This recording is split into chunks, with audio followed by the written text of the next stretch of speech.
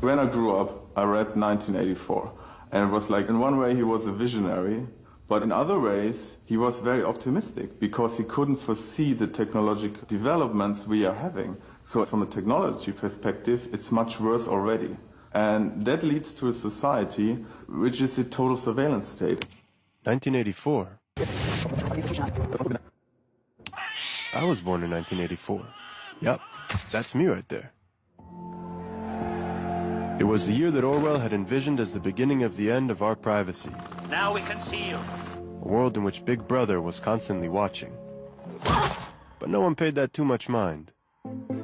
After all, it was the same year happy families were bringing the first Macintosh computer into their homes. Hello, I am Macintosh. A decade later, my generation would already be firmly planted in front of a screen. We installed the internet on our computer just a short time ago, and I haven't been able to get the kids off it ever since.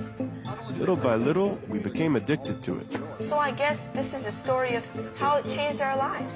It started with games, chats, email, even movies. Our tastes developed right alongside the internet. My first love, my second love, my third. ICQ, then Facebook, Google, Twitter. By the time I was all grown up, I'd spent so much time online, it never occurred to me that there could be another side of it to explore, the so-called deep web. In fact, I had no idea how to find it in the first place, so I started out like anyone would, with a Google search.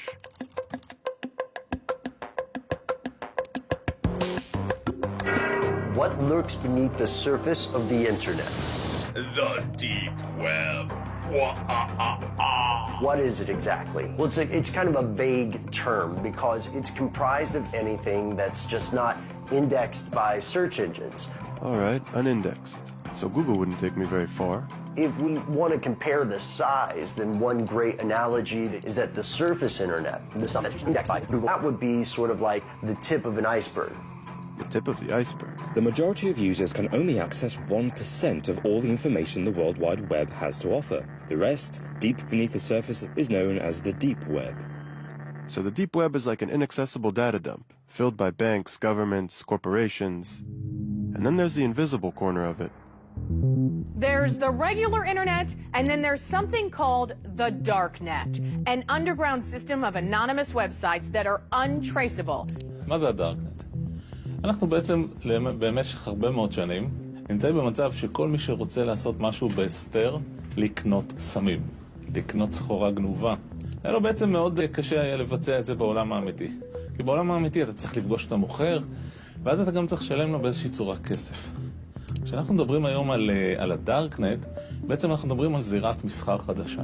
שוק חדש, שבו פחות או יותר הזהות של הקונה, של המוכר, וגם הכסף בעצם מוסתרים, נקרא לזה מהרשויות, או מכל מי שרוצה לנטר היום פשע או כל דבר אחר. You can find ways to launder money, hire a hitman, get guns. The deep web is used by many to buy fake identities. Websites offer green cards, driver's licenses, and passports. Some use it for more sinister reasons, such as human trafficking or drug exportation. אוקיי, אתה רואה? זאת מערכת הפעלה של האקרים. לא Windows, לא שום דבר בסגנון הזה. מערכת הפעלה שהיא נבנתה מראש בשביל צרכים של האקינג. Tel Aviv is a hub for cybersecurity types, so it wasn't hard to find Denor Cohen, a white hat hacker who dabbled in the gray zones of the internet for the good guys. The first thing Denor showed me is how vulnerable and exposed anyone using the open net is. ראית? הנה הסיסמה של הרשת. מדהים, אה? עכשיו תחשוב שכל הסודות שלך, כל הסיסמאות בנק, הג'ימייל שלך, הפייסבוק שלך, השיחות הפרטיות שלך, הכל נחשף עם הקשת מילה קטנה ואנטר. Circling the block, Denor could enter into practically anyone's computer within a 100-meter range. And just as a hacker could intercept my information on the open net, so too the police could use similar tools to monitor crime. תראה, אם אנחנו עכשיו נתקשר על גבי הרשת הרגילה ונתאם עסקת סמים, יש מכשירים שמנטרים אוטומטית הרשת הזאת, אין בעיה של כוח אדם, לבוא להזמין אותך לחקירה מהירה. בדארקנט אין שום דבר שיכול לעצור בן אדם, עם מספיק זמן מלעשות כמעט הכל. אני רוצה שזה יהיה מאוד ברור מה זה דארקנט. אתה בעצם מתקין לעצמך סוג של תוכנה שמסתירה בעצם את הפעילות שלך? Well, you're going to need some software. One of the most popular is called Tor.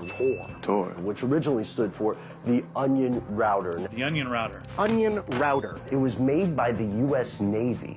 How does Tor do it? Well, it takes your data and it bounces it around the world over several different data nodes. That way, no person or agency can figure out where the data came from or where the data is going. If you want to keep yourself invisible online, there is absolutely nothing better than Tor. It seemed unbelievable. Under cover of complete anonymity, sitting in the living room between episodes of your favorite show on Netflix, anyone could be pulling off the perfect crime, with no one the wiser. It took seconds to download and Tor was on my desktop. The door to the darknet was wide open. Goodness, this is quite extraordinary. Such a large rabbit hole. I'll just take a look inside. The question was, where to?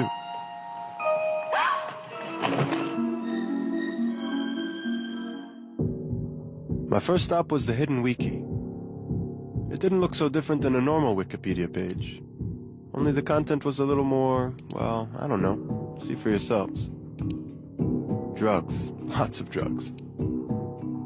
Weed, cocaine, heroin, crystal meth. כאשר אנונימיות זה דבר מאוד קשה להשגה, ומאוד מיוחד להשגה, תור זה הדבר הכי קרוב שתקבל, וזה המון. אם הייתי צריך לעשות משהו לא חוקי, הייתי עושה את דרך תור. And the list goes on. Killers for hire, offers to take out politicians. $65,000 to take out a journalist. What? That's all I'm worth? הסכרים נפרצים, אין שום דבר שעוצר אותך, אין חוק, אין סדר, אין משפט, אין כלום. לכן אני רואה בתור דבר מאוד מסוכן. מאוד מסוכן. Drugs and guns were just the shallow end of the darknet pool, though. There were plenty of groups and community forums to satisfy humanity's darker desires. Neo-Nazis, obviously they'd carved out their own niche. Then there were the guys into animal torture, snuffed kids, pedophilia. The most bizarre place I stumbled upon, though, that would be the Cannibal Cafe.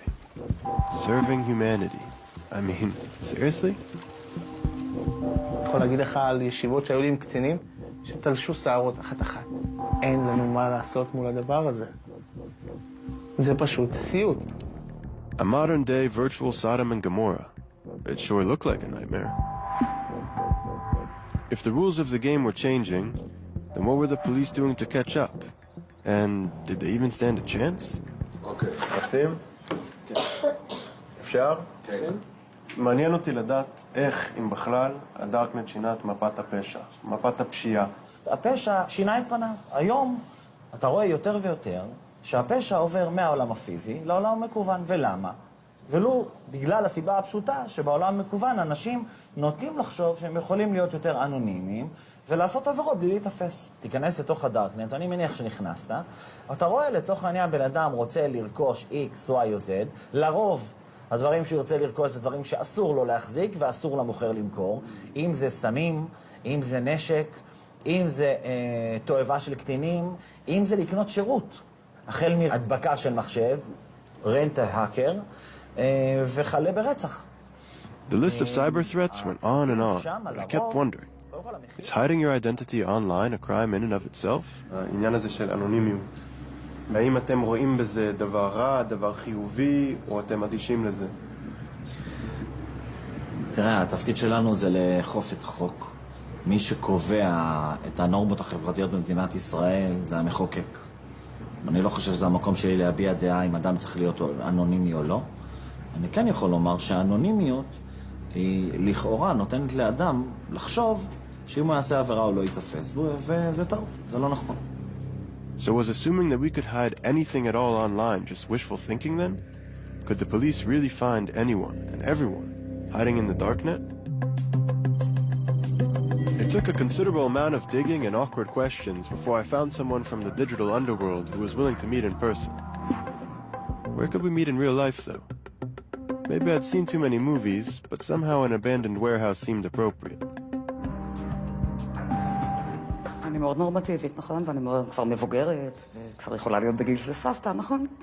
עכשיו, זה שזה אפל וכל מה שאומרים, פורנוגרפיה וסמים, בסך הכל זאת מדיה, זאת אומרת, זה שוק כמו כל שוק, שוק שחור אמנם. אבל זה בסך הכל אמצעי. זאת אומרת, אני רואה שזה דבר חיובי מאוד, אם אתה נאמן לעקרונות שלך. אותי לא תמצא משוטטת לא בפורנוגרפיה ולא לא בהימורים, כי הם לא מעניינים. אבל אולי ברוצחים שכירים, כן. מאוד כעסתי על זה שלא יכולתי לקנות איפה שרציתי, מוצר שרציתי. בדקתי באינטרנט, אמרו לי דפדפן תור מתאים. נכנסתי. אכן ראיתי, והעולם מרתק. זאת הפקעה שמכינים ממנה חשיש ביתי. יש הרבה שעושים את זה. קוקאין? קוקאין, זה גם. אז תשמע, הרופאים נותנים ריטלין, בשביל מה צריך קוקאין לא חוקי? על זה אתה כועס? אין מה לכעוס על זה. זו פלטפורמה. הם מציגים את מרכולתם. Of course, Lily was hardly who I had imagined I'd be meeting with. She looked more like one of my mom's friends than someone who used the darknet. אבל באמת, זה לא מפחיד אותך? זה לא מפחיד, מפחיד שוב, מה שעושים עם זה. אפשר לעשות עם זה דברים רעים, זה נכון. אבל הדארקנט לכשעצמו לא מפחיד. I tend to be skeptical of people who tell me there's nothing to fear.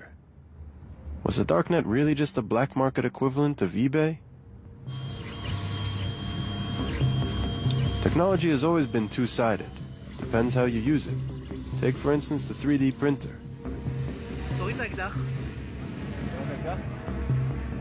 Roit says Anna had used one to print a 3D gun, whose model he downloaded from the darknet, and snuck it into a campus rally with one of Israel's biggest politicians. The funny thing about it, he said, everyone just stood around and watched. ההתפתחות הדרמטית העיקרית היא זו של ייצור מהיר וייצור אישי, מה שנקרא באנגלית Rapid Manufacturing. אם בעבר היינו מייצרים רק במפעלי ענק עם מכונות שהיו שוות מיליוני דולרים, הרי שהיום בעצם כל בן אדם יכול להחזיק מכשירים כאלו בבית שלו. מדפסת לתמימד שאפשר להדפיס באמצעותה אקדח, יש את זה לאנשים בבית. אבל לא כל בן אדם יכול להדפיס אקדח ככה סתם. הוא צריך להוריד את התרשים מאיפשהו. ומאיפה המידע הזה מגיע? מהדארקנט. כל בן אדם שמוריד את האקדח יכול להסתכל עליו באופן וירטואלי במסך, יכול להחליט להעביר את הפין לפה, את המצרה לכאן, וליצור אקדח שקצת משופר. This is called the lower receiver. This doesn't have a serial number, and it doesn't require a background check. ואם הוא מגלה שהוא באמת עשה אקדח יותר טוב, מה הוא יעשה עכשיו? הוא יעלה אותו בחזרה לרשת. This is a ghost gun. מה שאנחנו רואים זו מגמה של desk-killing, הפחתה במיומנות הנדרשת להשגת מטרה מסוימת. אתה רוצה לסנטז אצלך בבית חומרים כימיים שונים? אתה יכול להוריד את התרשים שמסביר למדפסת איזה חומרים לערבב ביחד כדי להביא לתגובה כימית וליצור מורפיום, או ווליום, או מריחואנה, או אבק שריפה, או ציאניד. מתקן יעשה את זה בעצמו בבית. אבל אני רוצה לקחת אותך לכיוון השני. חברות תרופות מוציאות תרופות בעלות אסטרונומית, וחולים לא יכולים להרשות אותם לעצמם. אנשים שיש להם את היכולת, למשל, להעביר תרשימים של יצירת תרופות בבית, יתחילו לעשות את זה בעשור או שניים הקרובים. יקרה בדיוק מה שקרה עם האקדח המודפס. הם התחילו לשפר תהליכים. כל בן אדם ישתתף במהפכה הגדולה הזאת של החלפת המידע, זיווג של רעיונות חדשים. הדארקנט יכולה להיות המקום שבו כל רעיון ישן יתערבב אחד עם השני, כמו שאמר מאט רידלי, בעצם הרעיונות יעשו סקס אחד עם השני, וילדו רעיונות חדשים ומופלאים. ההירתמות הזאת לא מתרחשת באוטוסטרדת המידע הרגילה, מכיוון שמאבקים הגדולים באמת תמיד דורשים הרס יצירתי. וכאן אתה רואה בעצם את החשיבות של הדארקנט, שמאפשר את הנתיב להעביר מידע, והמידע הזה הוא יכול לעורר מהפכה. Revolutions brewing in secret. Wasn't that exactly the type of thing that those in power generally wanted to prevent? The darknet had already attracted the US government's attention. The FBI has effectively smashed the Hornet's nest, and we are in the process of rounding up and charging the Hornets. And the Pentagon had brought on a team to catalog illegal activity there, including these two, Alejandro and Amanda. In a sense, be hackers for hire. Our job is to sort of get around a lot of the hard stuff on the dark web and sort of bring it to light. So we could find the pedophiles, we can find the people that are hitmen for hire, all that kind of stuff. Yeah. Communicating this stuff with the Tor project and communicating some of this stuff to law enforcement. Because the creators of the Tor project don't want to facilitate child exploitation, right? Let's be very clear about that. Do you think that some things deserve to stay in the dark, or does everything need to be in the light? Yeah, that's a great question. I mean, on some level, I think anonymity is extremely important. I think there's certain things that, there's bad people out there. There's bad people that you want to, that users need anonymity from, and then there's bad people that are using the anonymity for the wrong purposes. I do think anonymity is important. I would not like to de-anonymize absolutely everything. But why? Why is anonymity important? It's all about, the principle of privacy. It's the principle of privacy. And for what purpose? Why do we need it? The classic example that the Tor project always kind of uses out there is oppressive regimes. Yeah, this isn't a theoretical argument. You can look back through history, and whenever you have revolutionary progress, it always starts underground. I think about it, and if let's say in some futuristic apocalyptic scenario, my government turns on me and I want to be part of the rebellion or something, I would want something like this to exist. That was about the last thing I expected to hear from anyone employed by the US government. That even in the back of their minds was a Big Brother-like scenario, the kind of idea you'd sooner expect to hear from anarchists. Instead of privacy, we have permission. It's about control, isn't it? It's about the incremental eradication of freedom. That's Julia Turiansky, a self-proclaimed anti-state propagandist. Don't police me. Statism is death. Jesus. Join me in my love affair with freedom. Privacy, control, freedom. This is Anarchast. These were buzzwords for a small group advocating for a new alternative to a broken system. People get afraid of new things very easily, and these are new ideas. Hacker, anarchist, darknet, they sound foreign. These were the crypto-anarchists, an offshoot of a small group of technophiles that came together at the dawn of the internet age, the cypherpunks. What is a cypherpunk? What do you guys stand for? Cypherpunks are cryptography activists. We believe in personal privacy for everybody. It was the cypherpunks who had been responsible for the very first instance of a darknet, what they'd called the blacknet. Americans are not prepared to face the fact that they're living in an electronic police state. If anyone could tell me what it was I was missing about the darknet, it had to be them. And they were all gathering at the Institute of Crypto Anarchy in downtown Prague.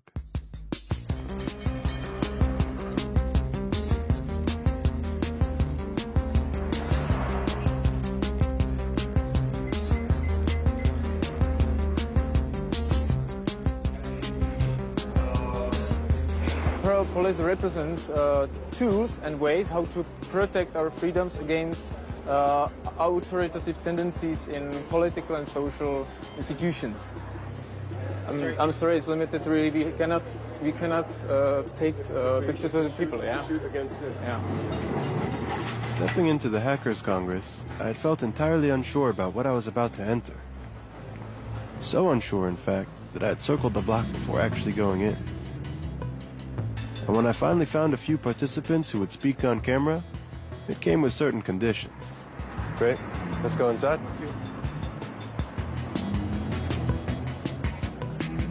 So when you're all set, you can have a seat. Thanks. So what's with the mask? What's with the gap? Well, I think it's very important that you keep your privacy today, and you have a lot of, facial recognition outside. We're living in a time and age where automatic computer algorithms are searching all media for faces. And I don't really want my face to be everywhere I am. If you want to meet me, if you want to see me, come and meet me in person. So I'm not the media guy. So how do you refer to yourself? How do you identify yourself? Well, in this context, call me smuggler. And what does your mom call you? Dad, I won't tell you. Ask my mom. The reason we want privacy, fundamentally, is it because it allows free human action according to our own will. Humans develop when they use their own mind and make their own choices, good or bad, and they deal with their own consequences. That's how we grow. You have to be able to screw up without getting slammed. And when there's somebody looking down at you, when you have to be afraid, when you have to lower your voice to talk about certain things, you are squeezing out human development, human evolution. I think nowadays it's a much more subtle way of totalitarianism. On the outside, you have all these freedoms. You can wear whatever you want, you can do whatever you want, you can be gay, it's all fine. You know, like we are free people.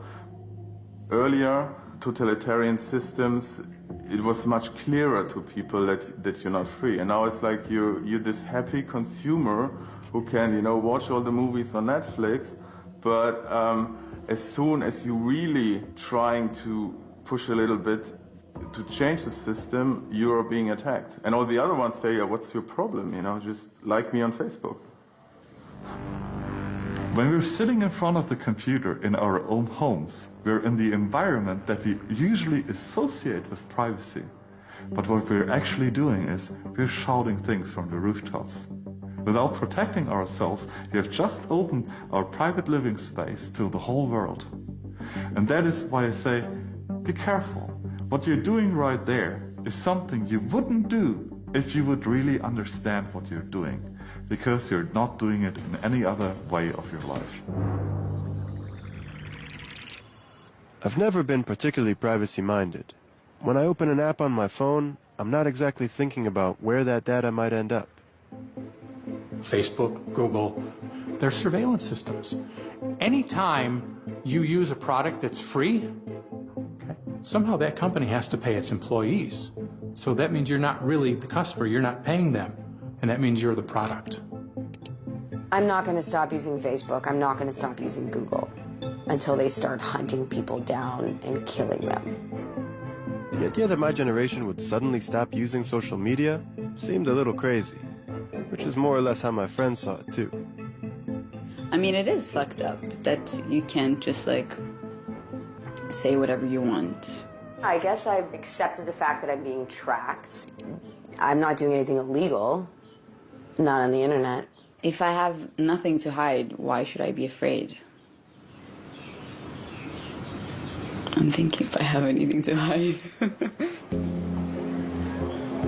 Your privacy is not violated in the moment that somebody takes your pictures and posts them online. Privacy is violated in the moment somebody is interested in your pictures and stores them.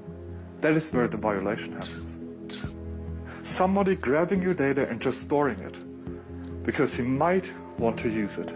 And it's this threat of a might that we are all subconsciously aware of.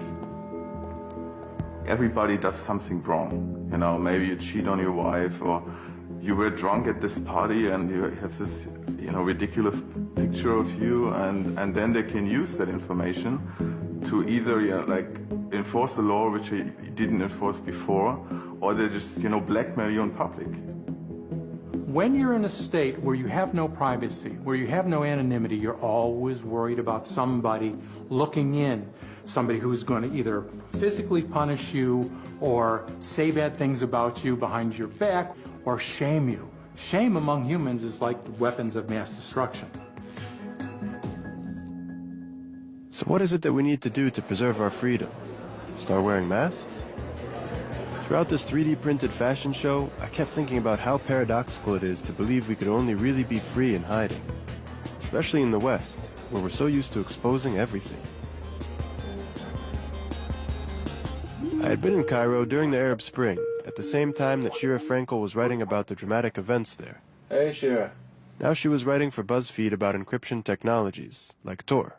In the West, we have this idea that the dark web is dark and evil and all things nefarious, where in the rest of the world, it's not called the dark net, and it's not thought of as this evil meeting ground. It's thought of as a place for them to exchange information in a free and safe way. I've met with LGBT activists in countries in Africa and in the Middle East who consider it one of their only remaining safe havens. And when I say to them that, in the U.S. we call it the dark net, that's what our politicians call it, they laugh and they think that's an insane idea. And they go, but this is where we're safe. This is where we talk. This is where, I can be myself in a safe way.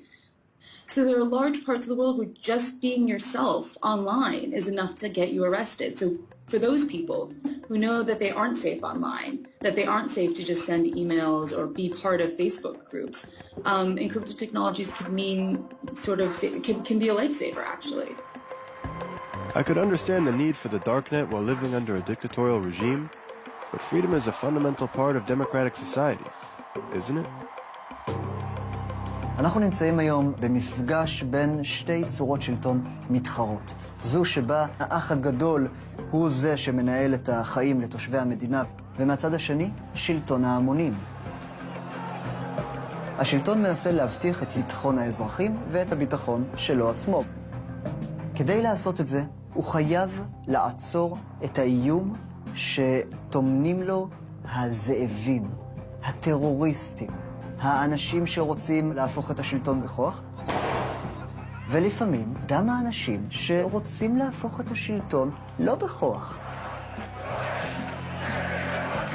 השאלה היא איך השלטון יכול לעצור את הטרוריסטים ואת הפושעים בלי לפגוע גם בחופש הדיבור. ולשאלה הזאת אין עדיין תשובה טובה. מה אתה עושה כשהחובה שלך היא להגן על המדינה, ואתה רואה שהאיום כל כך גדול? אתה נכנס להיסטריה, ואתה מתחיל לעקוב אחרי כל דבר וכל אחד. כי אם אפילו טרוריסט אחד עובר בין האחורים שברשת שלך, אתה יודע שהאיום שהוא טומן הוא כל כך גדול, שאתה לא יכול להרשות לעצמך את זה. One terrorist was enough to make us hysterical. 19 of them was enough to set the world on fire. Within months of 9/11, the U.S. Congress would pass the Patriot Act, and the NSA would begin the mass surveillance programs it had sought to enact for years. I take the threat of terrorism seriously, and I think we all do. It would be over a decade before Snowden revealed that the NSA hadn't just been tracking terrorists. They'd been following millions of innocent Americans as well. I think it's really disingenuous for the government to justify programs that have never been shown to keep us safe, but cost us liberties and freedoms that we don't need to give up.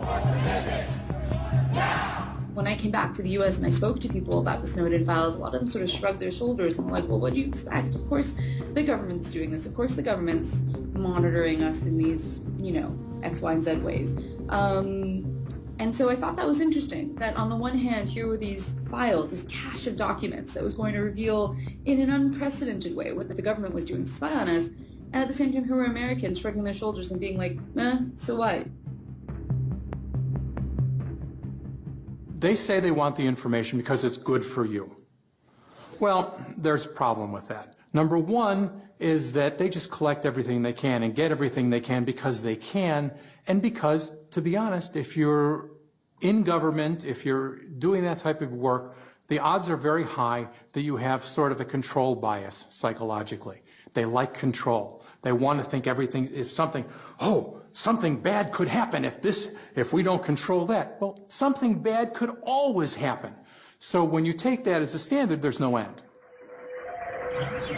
בתמסורות פנימיות של ה-NSA, אנחנו יכולים לראות שהשלטון וה-NSA כבר התחילו להעביר מסמכים פנימיים ביניהם, שמלמדים את הסוכנים שלהם מה הפגיעויות, לא של טרוריסטים, של מטיפים מוסלמיים.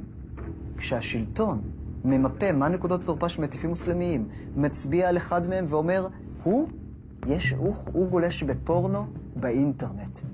פתאום לשלטון יש כוח, ככה, לכבות את המוניטין ואת הסמכותיות של כל בן אדם שהוא לא אוהב את מה שהוא אומר. I have a dream that one day this nation will rise up. אולי אני רק אומר שיכול להיות שגם המטיפים החשובים ביותר, גם מרטין לותר קינג, שאגב בגד באשתו על ימין ועל שמאל ועישן באופן סדרתי, דבר שהוא הסתיר מהציבור עד כמה שהוא היה יכול, אם הוא היה חי היום והוא היה מתחיל את אותה מהפכה של לתת זכויות לשחורים באמריקה, השלטון היה יכול לכבות אותו בכזאת קלות. ואם אפשר לעשות את זה לכל אחד, לאן זה לוקח את המדינה? כשהדעות הסותרות לא נשמעות, כשאין דמוקרטיה אמיתית שיכולה לגרום לשלטון לשנות כיוון ולפנות למקומות יותר בטוחים. זה מוביל אותנו למקומות רעים מאוד. If that was the case, then where would the next Martin Luther King be able to spread his message? For the crypto-anarchists gathered in Prague, the answer was clear, in places like the Darknet. Only for them, spreading the message was just step one. The next step was how to build systems that exist outside of government control altogether. Crypto-anarchists are anarchists who believe in using cryptography to create a free zone, a terra nova, a free territory with walls of cryptography around it, and they can converse with cryptography, they can use cryptographic currencies, they can create, to a very considerable extent, a separate realm in which they can live. How would this separate realm operate, though, if we're still completely dependent on the state? What the state provides is lots of bureaucracy, senseless work that I have to do every day, like to go through offices and to undergo all these taxes and so. But states also provide basic needs we have, like the safety, security, roads and everything, but all of these things can be provided privately by means of decentralized tools. So everything can be provided by global providers or provider from totally different country. The national borders are not making sense in this surrounding, because on deep web it totally doesn't matter where you join from. So then the alternative to the state and systems growing in the deep web was a call for revolution? With that thought in mind, I finally managed to catch up with Julia Turiansky, whose flashy YouTube clips had brought me to Prague. But you cry, prove anarchy works, and we say, welcome to anarchy, population everyone. Could it be that our anarchistic ideas sounded a little more grounded in person? I think people need guidance, people need governance in some degree, but the difference is that government doesn't have to be forced upon people. As long as you can opt out and leave, then that's it's morally in line with an anarchist philosophy. So yeah, I'm not naive. I don't think there's going to be some grand collapse and we're going to have beautiful anarchy. I think it's about creating those little communities for yourself and finding locations where you are able to opt out, which are becoming more diverse and more dispersed and more available. One of the systems that the crypto-anarchist community was already using to opt out was Bitcoin, a cryptocurrency that allows you to conduct anonymous transactions online and has already gained an international following. Once you've got virtual currency, it's not too far of a leap to start creating virtual states. Yesterday there was a lecture about BitNation, which is a project that shows that the blockchain technology can be used for services that are usually provided only by governments and states. BitNation is creating a new world where thousands or millions of nations actually compete for customers by offering better services. It's a world where everyone can choose. BitNation is a nation, which means connecting people who share familiar, similar values, etc., together without a state, right? So I would call BitNation a stateless state. If you dissociate governance with territory, you don't need to fear for your own governance principles. Alongside the stateless state would come online crypto markets for everyday goods. Essentially the family-friendly version of what I'd already seen on the Darknet. There will be decentralized, anonymous crypto markets that will be technically impossible to shut down these markets by the government. Financial and social system will collapse. Yeah. There is no rational approach how social system can survive, especially if you have so many old people and only few young productive people. So I think the government social system will collapse. So this can be a good point to switch to something completely new. Government collapse, parallel systems to replace them.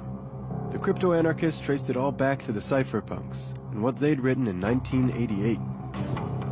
You look at the cypherpunks and the things they were writing before the technology was there, and now the technology is here. I mean, how happy are they? Like, they were right. Reading their writings felt like reading some sort of sci-fi prophecy. Privacy is necessary for an open society in the electronic age. Everything that they said would happen almost 30 years ago was actually happening in the here and now. Bitcoin, building anonymous systems with electronic money. WikiLeaks, crypto-anarchy will allow national secrets to be traded freely. The Darknet, systems which allow anonymous transactions to take place. Crypto markets, an anonymous computerized market will allow illicit and stolen materials to be traded. They even predicted the way that governments would respond to these developments. The state will try to slow the spread of this technology, citing national security concerns. Whenever somebody does something that protects the privacy of an individual, sooner or later, the government and the government media will take out one of those cards and say, this is bad because terrorist, or this is bad because drugs. Those things are actually bad. You know, yeah, it is bad to be a terrorist, but what the government really does there, or the opponents of privacy really do there, they play on our emotional piano. Okay, let's see. WikiLeaks, U.S. government. The United States strongly condemns the illegal disclosure of classified information. It threatens our national security. If this becomes a standard currency, it could radically and dramatically transform the role of central banks. A few years ago, we learned of an underground website called Silk Road. Our push for increased funding aimed at fighting cyber drug dealers. The Silk Road had been synonymous with the Darknet. Until the U.S. government shut it down, it had been the largest market of its kind, moving $1.2 billion in product, mostly drugs. The biggest criminal trial in the history of the internet is over this morning. The mastermind of the Silk Road website was sentenced to life in prison without parole. For the crypto-anarchists I met in Prague, Ross Ulbricht wasn't some sort of drug kingpin. Instead, he was the most visible victim of the government's efforts to kill off the darknet crypto markets by making an example out of him. If you look at the history of cypherpunk crypto-anarchy, that's actually one of the first real-world examples of a counter-economy in operation, and it was hugely successful. You had a darknet market, you had some form of anonymization, you had some form of digital anonymous currency, and it became very big very quickly. And that's basically where the explosive power of something like Silk Road lies, and I think that's why the state realized it is actually threatening. Silk Road was threatening the status quo. It was threatening the power of the state. Now imagine that would exist not just for drugs, but it would exist for food. It would exist for energy. If every good on the planet is reasonably priced, available on the black market, the state loses most of his income, most of his ability to regulate, most of his ability to actually favor certain companies, and then what would happen? It will lose its power. I want governments to be away, if that's my option. If I had the red button that says all governments, all states, all involuntary organizations disappear right now, I would hit the button right now. No states, no central governments or banks. What would happen if we pushed the red button? Absolute chaos? Or a new beginning? I left Prague feeling like I was coming back from the future. Only a rude awakening was waiting for me in the present.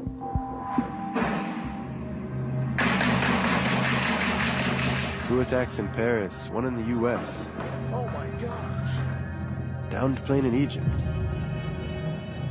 Didn't we need stronger protections against these guys, even if it meant sacrificing some privacy? You can't have 100% security and also then have 100% privacy and 0 inconvenience.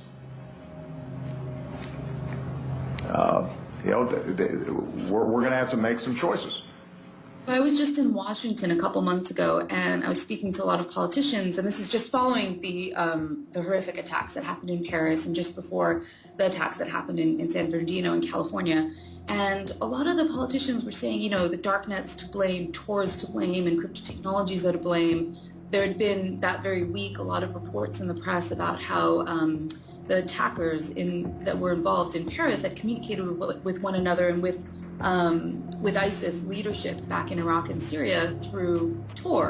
The dark web.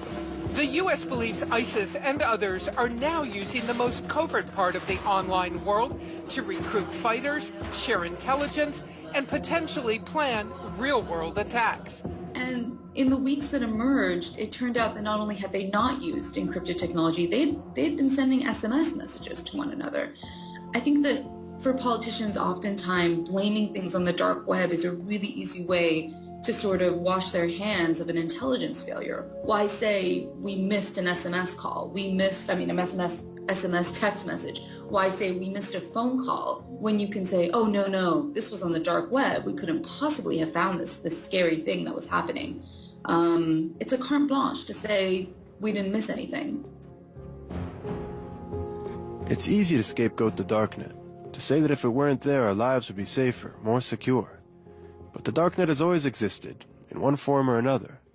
תראה, אני אספר לך איך פגשתי את הדארקנט הראשון שלי. הייתי בן 4, וההורים שלי כל פעם שהם לא רצו שאני אבין משהו, הם עברו לדארקנט, ביידיש. היידיש היה הדארקנט שלהם. ובגיל 4 אני חי במקביל בשתי רשתות. ברשת הפתוחה, בעברית, וברשת היידיש, שאני קולט את הרגשות, קולט את המבטים, קולט את הרוגז או את מה שזה לא יהיה, אבל עבורי זה מוצפן. So then the darknet isn't just a place. It's the representation of a basic need we all have. Get ready to amazing revolutions in what is to be human. For Yanki Margalit, an evangelist for the movement Integrate Humans and Technology, we are going to program mankind. Our very way of thinking needed a reset. הדארקנט עבורי הוא מקום מאוד מאוד מעניין. מי שמתחזק את הדארקנט, מי שבונה את הדארקנט, האידיאליסטים שמחזיקים את הדארקנט, הם אנשים שהם מאמינים מאוד מאוד בכל ליבם בזכות לפרטיות, באפשרות לפרטיות. אני רק יודע שהמאבק שלנו היום לפרטיות הישנה הוא פתטי. הוא פתטי, כי מזמן הפסדנו אותו, צריך להגדיר את זה מחדש לגמרי. כשאתה מסתכל על השנים האחרונות, ואתה מסתכל טיפה גם לתוך העתיד, אתה רואה שהמין האנושי כולו משתנה. הוא עובר היום איזשהו סוג של שינוי מאוד מאוד מואץ. אנחנו מחברים את הטכנולוגיה לביולוגיה, את הביולוגיה לאלקטרוניקה, ויוצרים לדעתי מין אנושי חדש. מין שהוא משוכלל יותר, מחובר יותר. אנחנו גם לוקחים את האנשים כאינדיבידואלים ומחברים אותם למשהו גדול יותר. עבורי זה מזכיר מאוד את ההתחברות של התאים שיצרו את הבן אדם. הרי תחשוב על התאים שבונים אותך. טריליונים של תאים שבונים אותך, התאים האלה איבדו את הפרטיות שלהם, התאים האלה איבדו את האינדיבידואליות שלהם, אבל נוצר בן אדם בסופו של דבר. בתחושה שלי היום, אנחנו מרכיבים את המין האנושי כולו כתאים למשהו גדול יותר. וכשאתה בונה משהו גדול יותר, ושנבנה משהו גדול יותר, נושא הפרטיות הוא נושא מאוד מאוד מעניין. כי אתה יודע מי הם התאים הכי פרטיים, עם הכי הרבה פרטיות בגוף האדם. התאים הסרטניים. Is that it then? Privacy isn't just dead, it's cancerous? Maybe. With so many crazies running around, world order seems too fragile to entrust to the vision of the cypherpunks and crypto-anarchists. Especially those unwilling to show their faces. No. I was ready to end my piece there, but then Smuggler came back out of the shadows. In a private IRC chat, he took a fairly big leap for a privacy extremist. He told me I should come for a visit.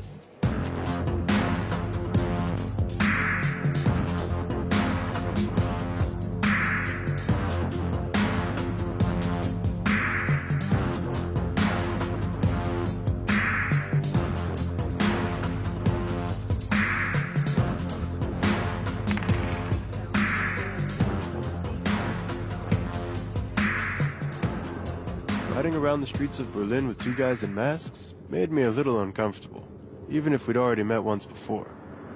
What must have been going through the taxi driver's head? Think about it, like psychologically, why you were nervous. And I mean, look at you, okay? But fear can be a misleading emotion. What was I supposed to be afraid of, really? The cancerous cells? Or giving up our privacy and individuality to become one big organism? You can't make all people work the same ways. And we see that in nature as well. Farming, for example, you know, if you're using all the same methods, all the same crop, all the time, sooner or later, your farming operation will break down because reality depends on diversity to become stable. Cut off camera here. Yeah.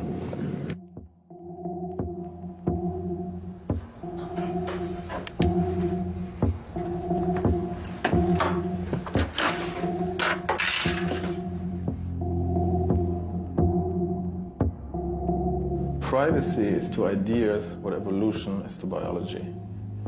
You know, to have a healthy ecosystem, you need local niches and you need evolution, you need different organisms who are like mutating, who are evolving, and some of them will die and some of them will prosper, and in the whole it's a very resilient structure.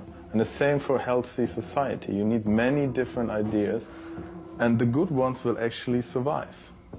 And if you think about this future of all humanity being one organism, going one direction, one bug kills the whole thing. Right. And it's game over. And that would be worse than our fears of nuclear war have ever been. I mean, imagine what we had with the Third Reich in Germany. Imagine just the Third Reich globally. No other countries stopping it. What the fuck, you know? For all our forward progress, all the benefits of our interconnected world, is history truly just bound to repeat itself? We're entering a future that our parents couldn't imagine. What will be the result of that is up to science fiction. Now, I don't want to live in a future where the control over everything, every bit of technology, every bit of information, how to build things, what to think, is so big that, you know, George Orwell is rotating in his grave, you know, because I don't think that such a future will be very sustainable. So then when is your work done? Never. Yeah, never. I mean, some people work for surveillance and we work to increase privacy. We will never get there. It's an ideal to strive for. Plus, even if we work for more privacy, it doesn't mean that anybody will stop working for surveillance. So as long as they're working for surveillance, we have a job to do. But some people would say, I don't know, maybe you're paranoid. I mean, you're not outright criminals, you don't sell drugs, I don't know. But I mean, there are many. I think the whole discussion, it's weird how the discussion got so reframed that we are actually the ones who have to do the defending. You know, why do you have curtains in your flat? Why do you lock your door? And there are many old historical incidents where people got killed because of data collected of them. Right. You know, that's what happened in the Third Reich. The thing that happened in the years before the Third Reich even existed is that a lot of nation states required registration of citizens. And one of the things that many states like the Netherlands, Belgium, France, Germany required was to write down your religion. The Nazis came in and took those registries to search them. Right. So when Germany invaded other countries, they would just have to go look there, up the register, look for the kill registers them, and right. kill the people with the wrong religion. Right. You know, they didn't know that might be a problem in 10 years. Most but of them was. never believed it. One should realize that you cannot actually know what the future brings. You cannot even make up the shit that's happening on the world today, let alone in 5 years. Leaving the container, I turned my phone back on and found my way to the train via Google Maps. I pulled up Gmail to send off the article to my editor and wondered how I could sum it all up. Where did the rabbit hole lead me to? The darknet wasn't the great evil I'd been led to believe. If anything, it seemed it might be the only place left for us to escape the increasingly watchful eyes of Big Brother. A place where we could shed our old identities and begin to create new ones, even new worlds. A place where we could know real freedom. Only here I kept returning to Smuggler's words as I left the container, that most people don't want real freedom at all.